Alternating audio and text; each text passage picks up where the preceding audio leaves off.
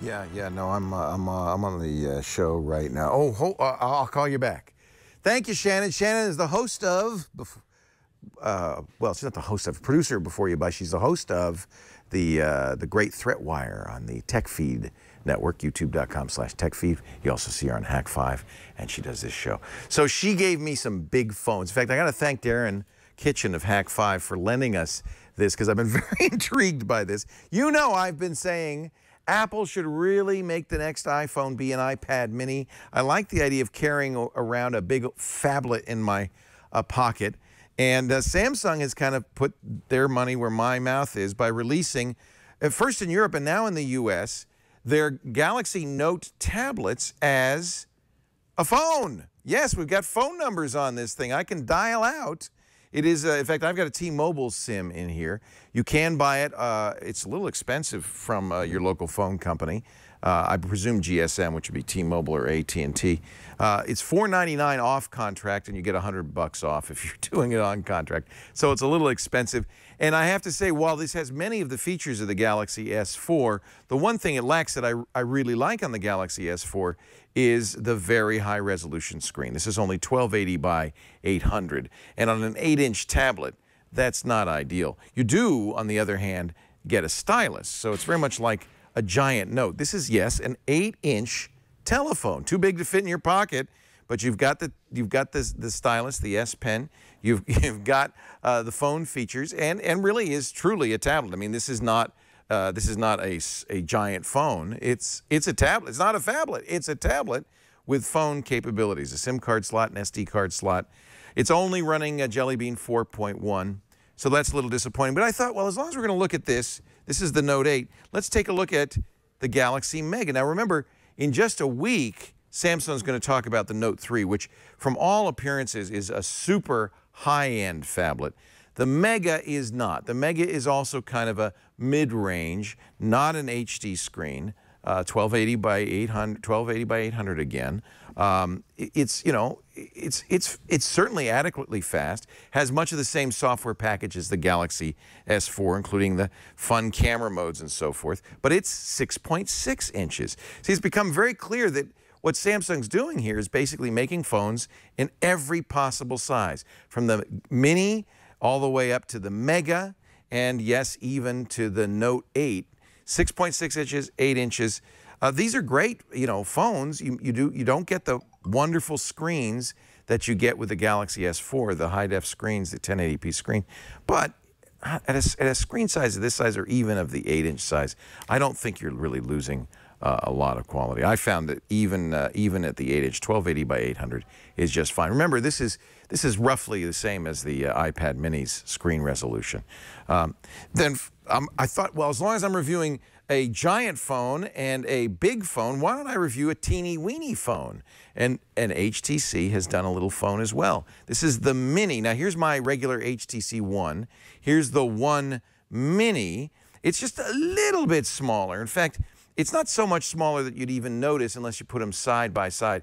The Mini is about iPhone size. It's a little bit bigger, 4.3 inches. It's not quite the same screen resolution as the amazing big sister, the HTC One. 300 some dots per inch instead of 400 some dots per inch. It also has a little bit, the side, instead of the brushed metal buttons, has just really more normal buttons. I don't mind that. It's the same camera, the ultra pixel camera, the 4 megapixels with 2 micron sensors, f2, excellent camera. You get all the Sense 5 widgets like the Zoe, which I like quite a bit, the automatic highlight creation and so forth.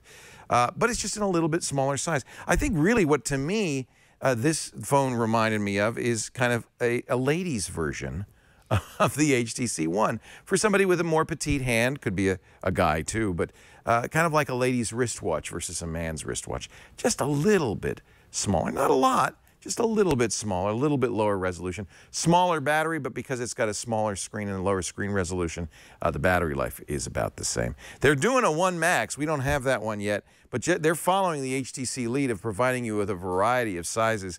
The One Max will be around a 5.5 inch screen. So HTC will have also phones in a variety of sizes. So 3 different phones, 3 different sizes. Pros and cons, all of them, the pro is you can get the phone that fits your hand, that fits your pocket, that fits your budget.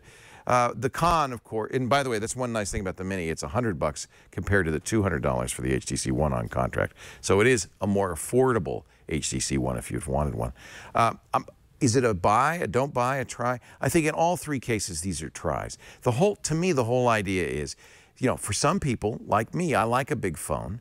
It's nice to have something like the Galaxy Mega, which is absolutely a tablet-sized phone, but still small enough I can fit it right in my pocket here, and just like a regular phone.